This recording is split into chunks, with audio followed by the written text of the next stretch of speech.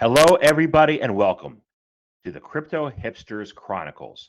This is your host, Jamil Hassan, the Crypto Hipster, where from the period of time of March 2021 through June 2022, I interviewed 182 founders, executives, entrepreneurs, artists, and authors from over 50 different countries and built a global audience in 165 countries while posting and producing my podcast at the Irish Tech News platform. Since then, I realized there's a lot of incredible content in the interviews that I had, and my interviews with Thought Leadership podcast interviews that had amazing gems from all the guests that I was able to interview.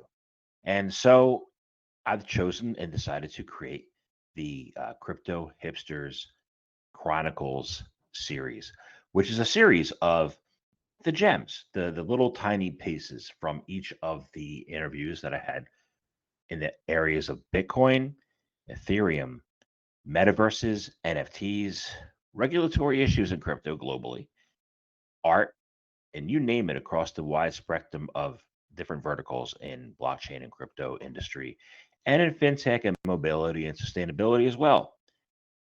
These are about 15 minutes long, each chronicle, and has three, four, or five different segments from different interviews. So I hope you enjoy them. I hope you have learned a lot. And if you'd like to um, listen to the full podcasts, they are available online at both the Irish Tech News and on Anchor. And in a future date, will be available on the Crypto Hipsters station as well.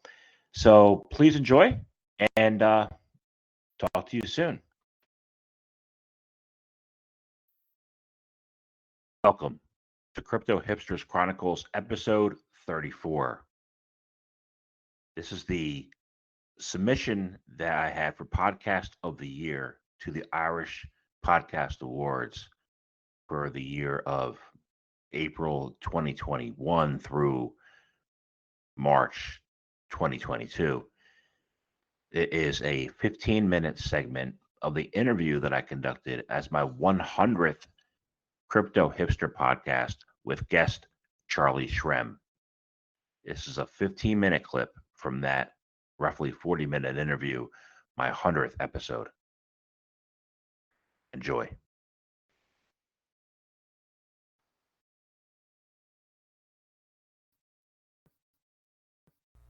I want to find out you just mentioned it. You said we're going to get into it. You have a Bitcoin story, which includes a year and a half in prison. I want to find out more information about your story.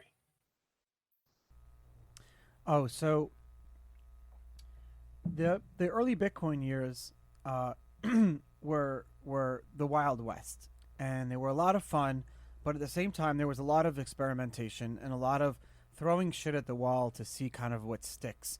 Because at the end of the day, we were all having fun with it, and Bitcoin wasn't really worth much. So if it failed, it just we the only people that we were failures to were to each other, and we were already the people that got involved early. We were kind of the misfits in the traditional sense of the world, not people that easily fit into pro-social society. I can't speak for everyone, but I had difficulty making friends in school growing up and things like that, a lot of anxiety. And so the Bitcoin community was the perfect community because I wasn't afraid of failure. We were all doing something together, and I was 20 years old, and it was a lot of fun. And this thing kind of grew and grew and got a lot bigger than we thought it would be. At first, Bitcoiners hung out on Bitcoin talk forums. We hung out in chat rooms. There was no crypto Twitter. It didn't exist. No one ever used the term crypto or blockchain. It was all Bitcoin. I think these years were like 2010 to 2013. After that, things kind of changed. And so when I remember, I actually wanted to. There were free Bitcoin faucets. You can go and you can get a few Bitcoin, 5 or 6 Bitcoin for free, and to play around with it because you wanted to join the ecosystem, like how people want to play with NFTs today. They want to play with different tokens and things like that. It was the same thing with Bitcoin, but it was hard to get more than 5 or 6 Bitcoin for free. You'd have to like sell something or figure out a way. there were no exchanges. There was one place that you can go called Mount Gox in Japan, and you can wire money to some guy's personal bank account and do it that way. But it wasn't, the way an industry, an ecosystem, a marketplace was going to ultimately be successful. So I met a guy in the forums, a guy in Wales, and we started BitInstant, which was a way for people to buy and sell Bitcoin at over like 1 million locations in the U.S. and around the world. We had partnerships with like Walgreens, CVS, Walmart's, all these different convenience stores, and so all of a sudden, at the time, I think we had like 30,000 customers. Like tens of thousands of people can walk into a store and buy Bitcoin to join this little community, and that's really all it was and all it needed. And so in that 2-year span, you saw things like Coinbase launching. You saw different projects and different type of like Namecoin, Litecoin, Feathercoin, all these different Purecoin, Pipercoin, all these different. If you look at the coin market cap of like 2011 or 12, it was very different than what it looked like today. It was a lot of experimental proof of work type of forks. There were no ICOs or tokens. Ethereum hadn't been invented yet. It was still a very experimental tech community. But things got very big very quickly. The prices of Bitcoin started going up a lot.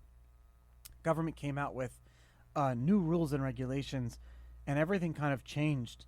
And so overnight, I think BitInstant became a company that was allowed to exist, playing around with airline miles and being just kind of this fun tech company, to all of a sudden, within one day, we were regulated the same way as a bank would be regulated.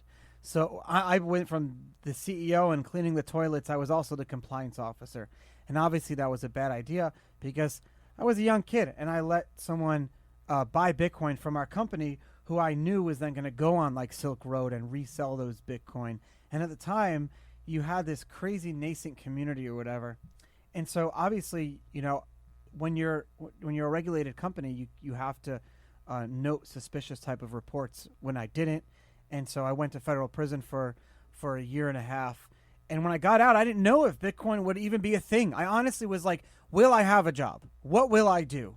Does Bitcoin exist? You don't have, people would like mail out, like the way I would get my information was people would print out the front page of reddit.com and send it in the mail to me. So I'm getting the front page of Reddit where I can't even click on the links 2 weeks late. How are you supposed to be a part of like a trailblazing Bitcoin world, when you're sitting in prison? So I wasn't sure what I would do when I got out. And then I got out and the whole world changed. I joined in 2017, and that was a time when during the ICOs and announcements were made every week, and I had to keep shifting my business. I shifted it out of business.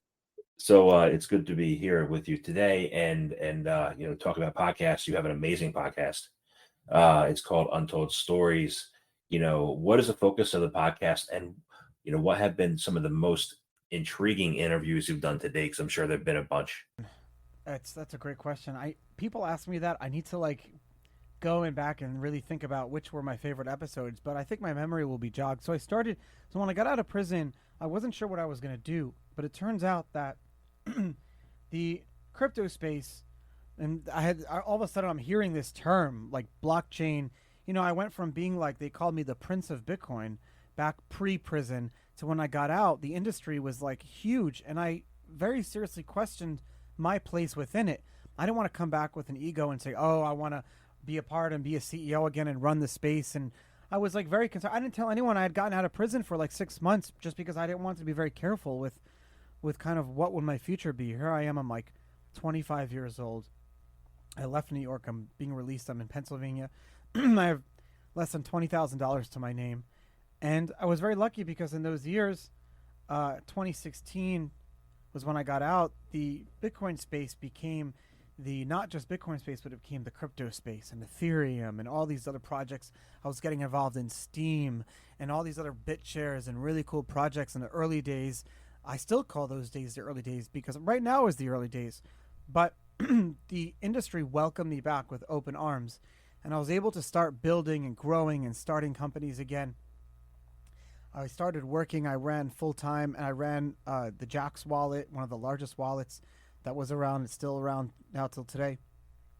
And then in I started to invest in a lot of different projects and do work with Voyager and different companies, but then I realized that my true love was educating. And I loved my favorite thing was getting on stage and talking to people and really like I just love this thing in a geeky, nerdy way that when I get to do a podcast or get on stage, that makes me not feel bad about being geeky and loving it. I just get to express that passion and love.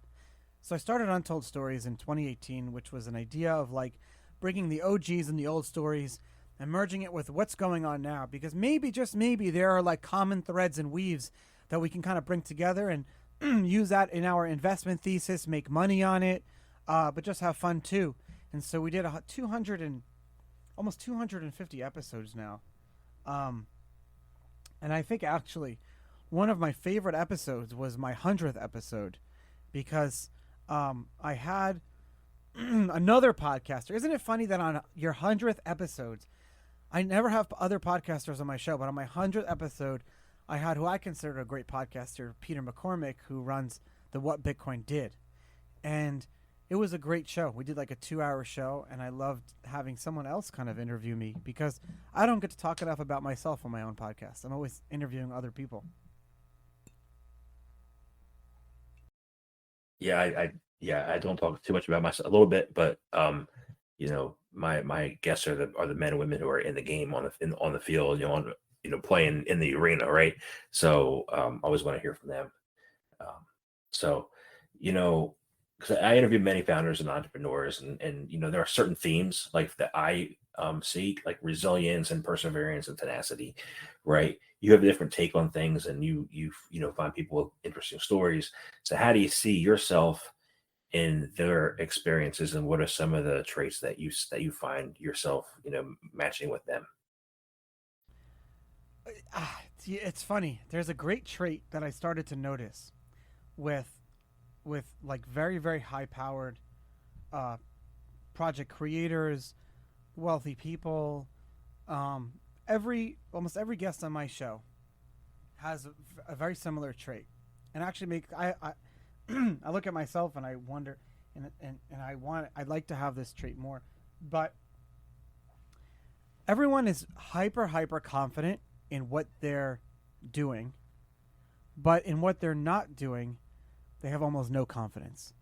So it's like you can have someone who can brilliantly invent a new consensus algorithm, but it can't hold a conversation at a party because they're an introvert. And that's just a very extreme example.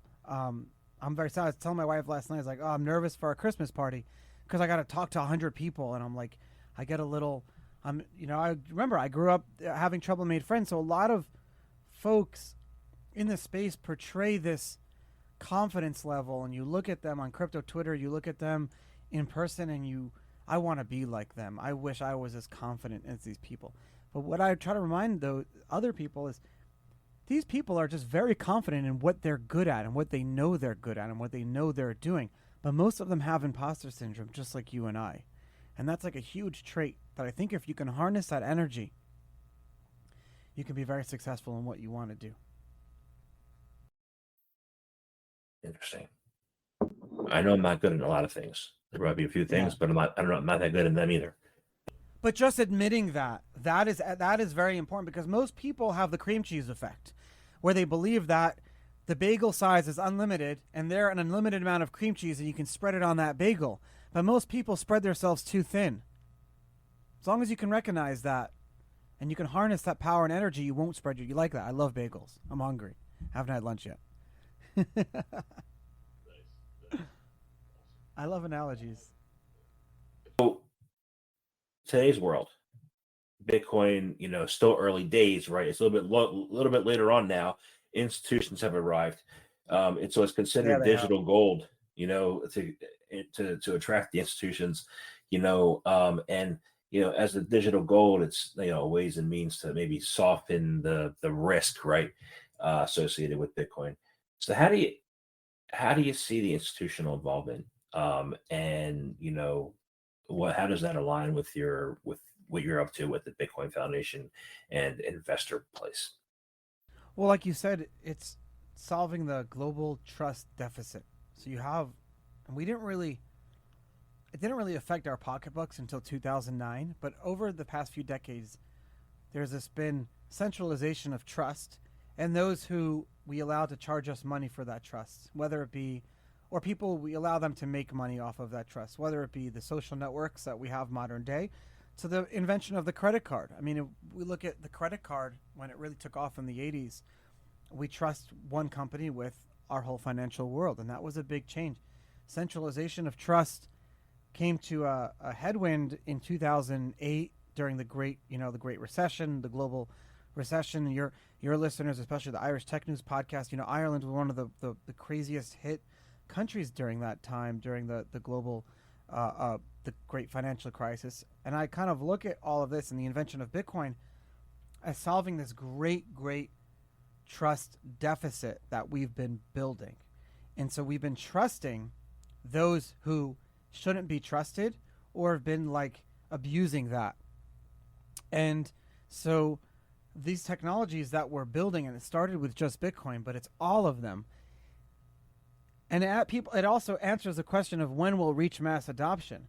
But everything we do today that involves any type of trust in those basic level, down to you and I getting our mortgages, where we have to trust physical people, or it's like our cities, down to we're doing this podcast together right now.